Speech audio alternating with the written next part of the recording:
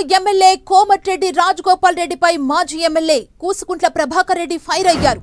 మునుగోడు ప్రజలపై రాజగోపాల్ రెడ్డి కపట ప్రేమ చూపిస్తున్నారని విమర్శలు చేశారు. కాంట్రాక్ట్ల కోసం రాజీనామా డ్రామాలే తప్ప మంత్రి పదవి కోసం కాదన్నారు. కాంగ్రెస్ అధికారంలోకి వచ్చి 20 నెలలు గడుస్తున్నా మునుగోడులో ఒక్క అభివృద్ధి పని కూడా జరగలేదంటూ మండిపడ్డారు.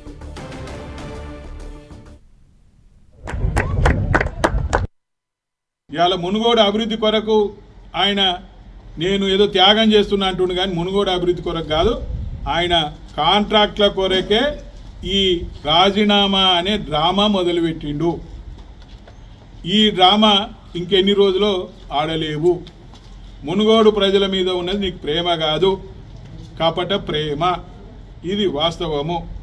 నీకు మునుగోడు ప్రజల మీద ప్రేమే ఉన్నట్టయితే నువ్వు మంత్రి దగ్గరికి వెళ్తావా, ముఖ్యమంత్రి దగ్గరికి వెళ్తావా, ఎవరి దగ్గరికి వెళ్తావా, వాళ్ళ దగ్గరికి వెళ్ళి